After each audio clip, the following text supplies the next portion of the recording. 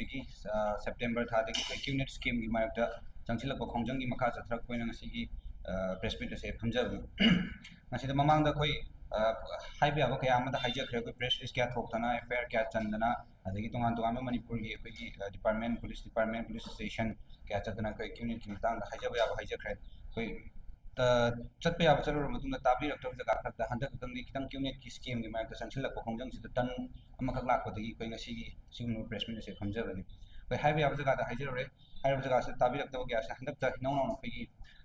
Manipur gi कोइ सिनाउजिंग अमा ओइबे KCP PWG ना याम स्विफ्ट एक्शन अमा लखत पिरकपदगी हाइबे हाइजब तारे कोइ जनवरी था सिमक्तदा कोइ डेट 7 दगी हरगा मथंग थोलकपदगी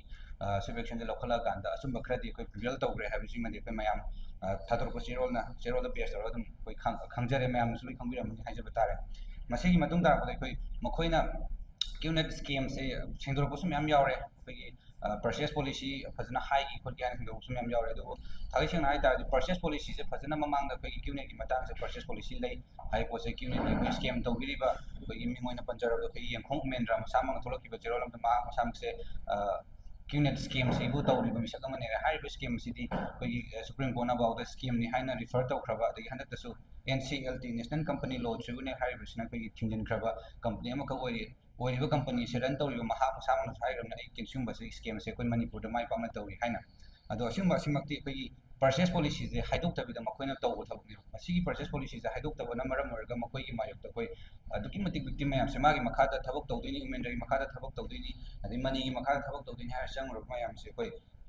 सिजना मागी मायक त थबक से तौरिनी हाइजब तारे अदा मखोइना परचेस पॉलिसी जे हाइदोक तबसिना मरम मरकाना केदोगा कांदा जमजरबा थबकु थीरिबा कोई नोमगी जरा ताला लेरिबा थबक अमतंग तौजर स्टेबल ओबे गमला दिना खंजरगा लेरिबा कया दि अदुकी मतिक कोई फत कयरे लान लमजिंग बदु ओरे मसिना मरम मरगा कोई केदोगा हाय काना कोई मोइने योलिबा प्रोडक्ट बेस नि हाय प्रोडक्ट बेस प्रोडक्ट लेगदुइनि हाय वो हाइदोक तंगि दौबदा मरम ओरे कांदा कोई लौ हिंगोन जन थोगा अमदि केनो अखोई सनाबना थमकांदा करम मिना बो कोई खुदांग गरी लेगदुइनो अदुगा लुपा लाख अमगा लिसिंग कुन पिबा कोई खुदांग गरी अमदि डिनर सेट से कोई लेगदुइनो हाइबसि मी कोई फजना कोई खामदा थमजगे अदुगा मथंग द मोइना रिफंड पॉलिसी द पेस तौरगा ngasi मोइसे स्कीम नते मोइन ते यामना केनो तौबदा कोई यामना नियम चुमना तौजब थबने रिफंड पॉलिसी लेरम मोइ थाम रिफंड पॉलिसी तवन बसे तवन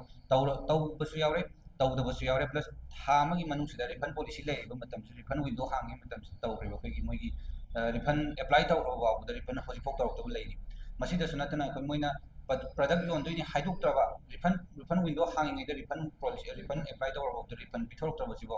असिदा नतना कैदोगे हमतन मोइना मीदगिदि पैसाजे लौसनरगा क्यूनेट की रजिस्ट्रेशन तौदुइनि हाना पैसाजे लौसनरगा रजिस्टर तौदबिदा हौजि अतुकि मतिक तौदबा विक्टिम कया म थोलकबन ngasi मोइसे स्कीम नि हाना हाइरो मतुंग ngasi मखोइ gi मायक ngasi gi कोइ खंजंग से मथा चथाजरकनि हाजब तारे मसिगी मथंग कोइ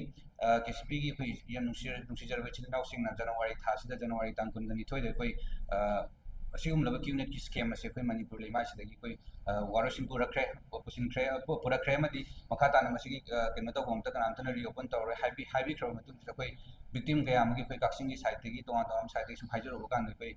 केसीपी चिनाउ सिंग यामना कोइ ममालेबा कुन सिजबा ममालेबा मसागी थवाइदगी ममालेबा कुन हेन तुम लौजबा अदम चिनाउ कया सिंगना कोइ केदोगे हार कान मयाम वकतो ताबिरो मतुन री इन्वेस्टिगेशन तौरनि का लौथोकबिर कोसे कोइ एसोसिएशन की माइकैदगी अदुकी मतिक हराव यामना थागतजबा फोंदोकचरी अदुगा अइना ngasi प्रेस मीट असि खुदोंग चाबा लौरा कांदा क्यूनि पुतौबिरिबा माइ पांगना कोइ स्कीम असिबु चथैबिरिबा उमेंद्र अमदि माइ कुपुसिन हाइजनिंग बसे मणिपुर आइबसे कोइ ममालेबा कुनुसिबा मचा कयाना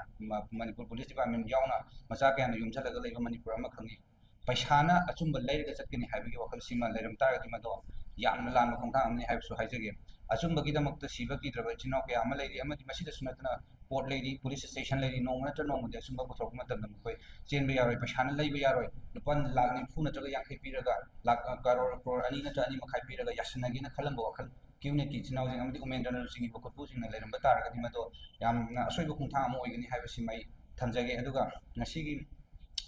लोसलकपद ngasi प्रेस मीट लोसलकपद इन हाइजनिंग बसे अचुंबा पामजरबे चिनाउ जिंग पुलिस डिपार्टमेंट सिंग कंसर्न वरिबा कोइ मणिपुर गवर्नमेंट कोइ पाउंग ग्रेन मसामक कोइ ngasi सिम विक्टिम जिंग माइकेदि गाइजब तारे असिगुमलबा सुमना लानबा ताहौरगदबा केनो सिम मयाम सिंग सिगी दमक अचुंबा अमा पुथोकपियो अथु मतमदा पुथोकपियो हाइबो वखमसि ꯍꯥꯏꯖꯕꯒ ꯂꯣꯏꯅ ꯑꯆꯨꯝꯕ ꯑꯁꯤꯕꯨ victim ꯀꯌꯥꯅ ꯈꯧꯔꯥꯡꯅ ꯉꯥꯏꯖꯔꯤ ꯍꯥꯏꯕꯁꯤꯃ ꯑꯩ ꯊꯝꯖꯒꯦ